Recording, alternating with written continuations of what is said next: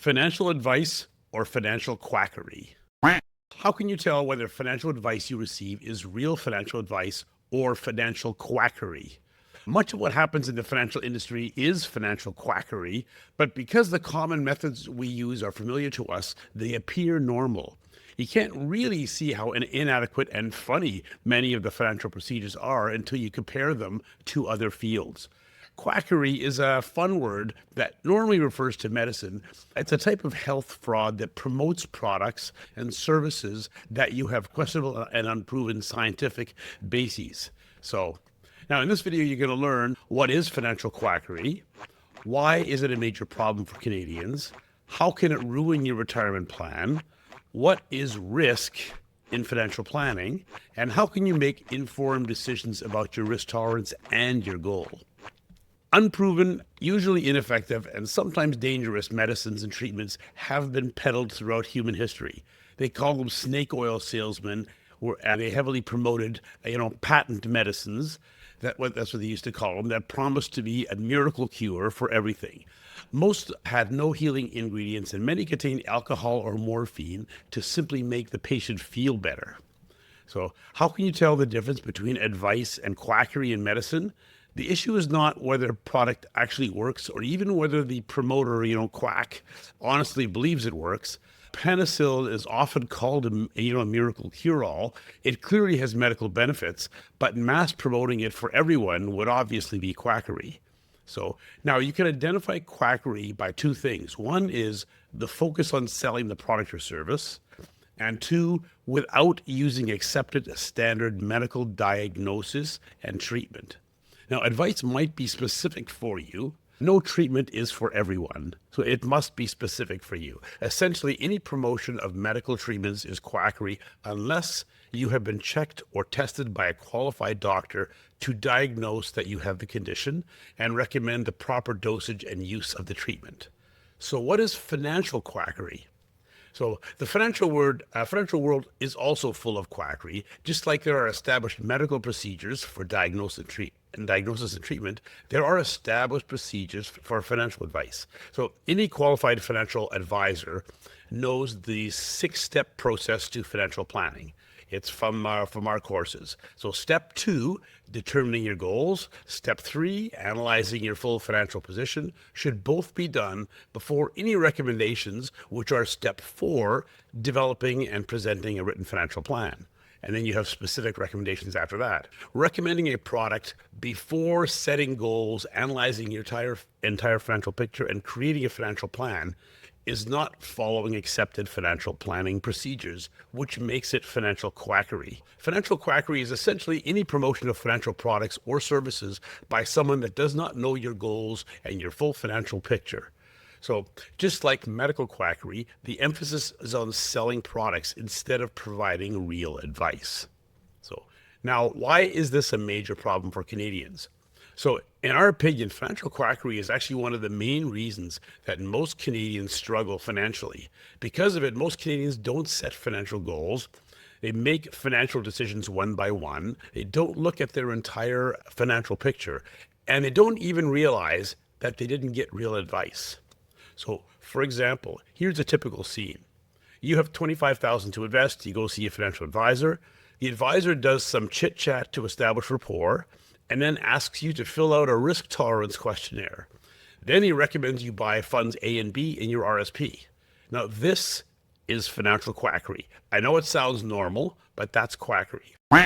So can you imagine this in any other field? Can you imagine going to see your doctor who asks you to fill in a pain tolerance questionnaire, after a chit chat to establish rapport, and then describes a treatment, or prescribes a treatment? That'd be ridiculous. So no examination, no medical history, no medical tests, and the treatment is not the most effective treatment, but the one that fits your pain tolerance. So that's obviously quackery. So, and see how obvious it is in the medical field. It's not so obvious in financial, where we've gotten used to thinking it's normal. So why specifically is it financial quackery? So making recommendations after only knowing your risk tolerance is ridiculous. The advisor must know your entire financial position and your goals before making any recommendation. So without knowing your goals and your entire financial position, the advisor doesn't know all kinds of things. For example, is the money for your retirement? Do these investments have the growth potential to achieve your goals? Is 25,000 per year enough for you to have the retirement you want? So, given the tax position that you're in today and in retirement, do RSPs even make sense for you? And also, given your tax bracket today, is 25,000 a smart amount to contribute? Is there something smarter you should be doing with that 25,000? Is it smarter to invest in your name or your spouse's? So, do funds A and B fit with all your other investments? Are they properly diversified? So, and is your overall investment allocation suitable for both your risk tolerance and your life goals? So, just those are a whole bunch of things the advisor doesn't know, and yet making a recommendation for you. So many doctors consider homeopathic medicine to be quackery. While most of it has never been tested for effectiveness in proper studies, at least some of it probably works. The biggest problem with homeopathic medicine is when you use it instead of following your doctor's advice. So that is also the biggest problem with this story when you put 25,000 into your RSP with an advisor to buy two funds. After seeing this advisor, you may be tempted to believe that you received real financial advice, but there was no real financial advice, no financial plan. You just had a financial quack do a couple transactions for you instead of giving you real advice. Now, how can this ruin your financial plan or your retirement plan? To clearly illustrate the problem with financial quackery, here's how it ruins the retirement plan for most Canadians. One of the most common investment errors in our experience is investing too conservatively to achieve your retirement goal. And this error most often results from financial quackery.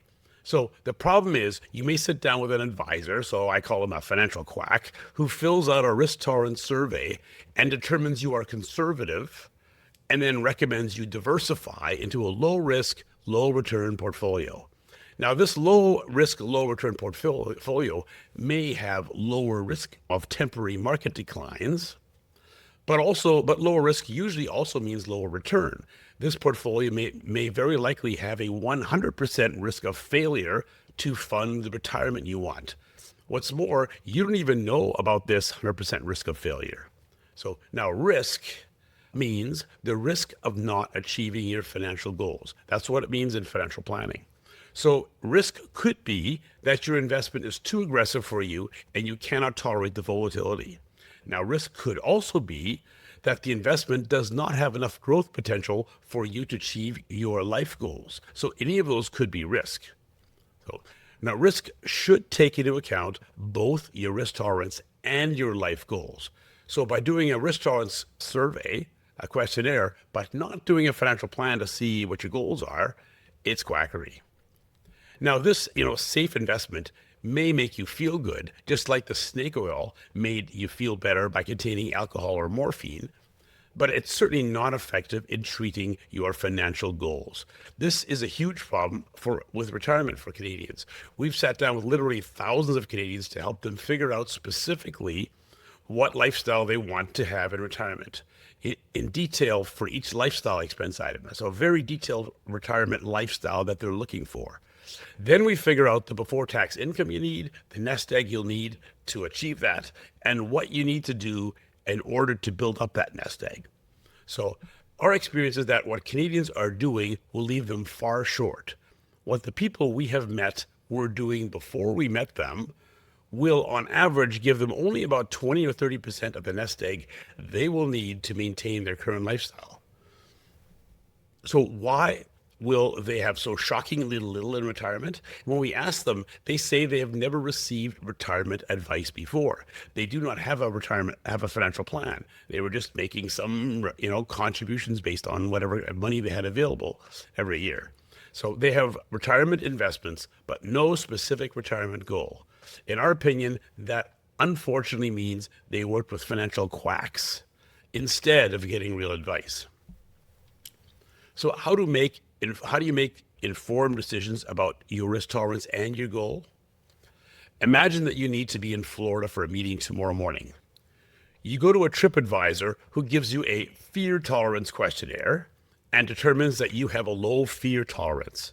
You could fly, drive, or walk to Florida. So now, since you have a low fear tolerance, the TripAdvisor recommends you walk. Now, obviously, this is quackery. So real advice needs to take into account your goal. You need to be told that if you walk, you might be safe, but you will not be there for the meeting at all, period. If you drive, you must leave now without packing or stopping for anything, even meals, and you must drive right through the night. That's the only way you're going to get there on time. Now, your best advice may be to pack properly and get there early by flying. So let's discuss your fear of flying. So you need to know that there will be turbulence, but it will be okay.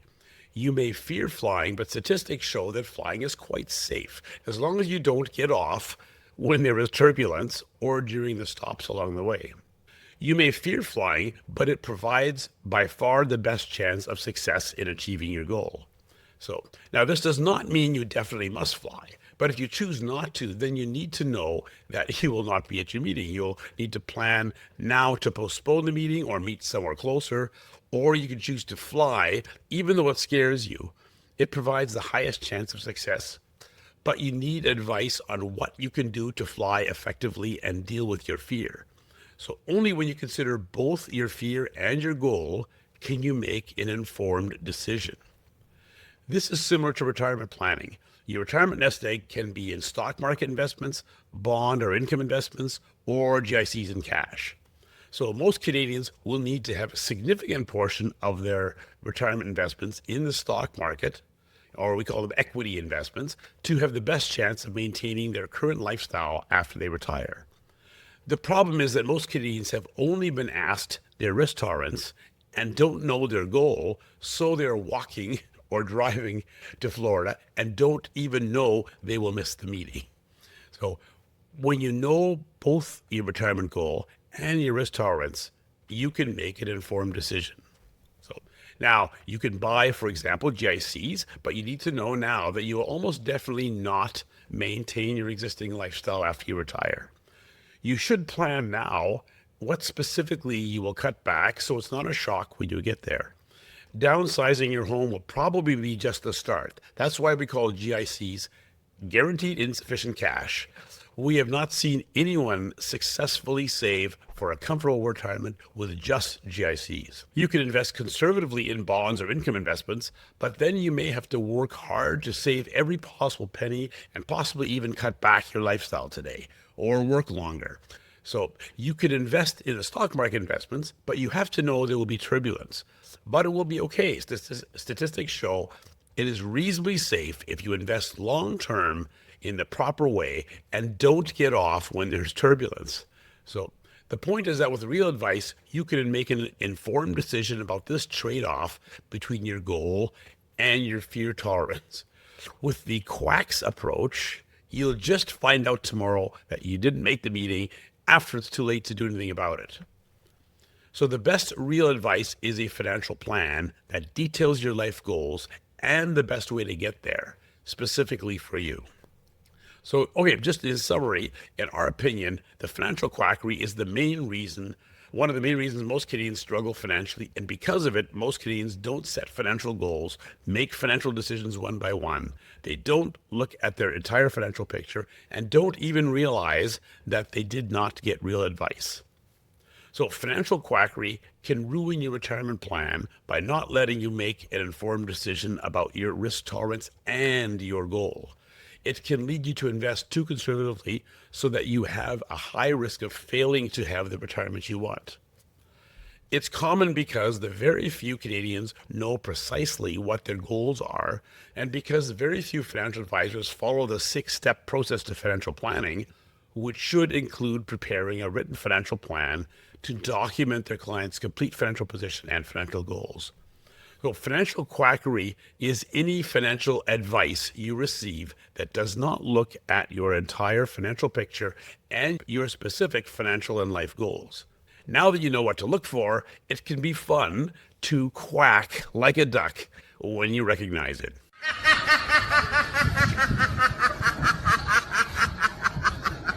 So what you learned here is, what is financial quackery? Why is it a major problem for Canadians? How can it ruin your retirement plan? And how can you make informed decisions about your risk tolerance and your goal? So, thank you for listening. My name is Ed Rempel. My blog is Unconventional Wisdom. It's the #1 blog in Canada for a full-service financial planner. It's just www.edrempel.com or unconventionalwisdom.ca. If you do unconventional wisdom, it's just .ca because we're Canada. If you're interested in a free 30-minute consultation to see whether it makes sense to work together, just go to edrempel.com/talk. If you subscribe to my blog, podcast, and YouTube, all that means is you will get my weekly posts sent out to you. We don't market any other way. My podcast is edrempel.com/listen, and YouTube is edrempel.com/watch. Thanks for listening, and we'll talk to you next week.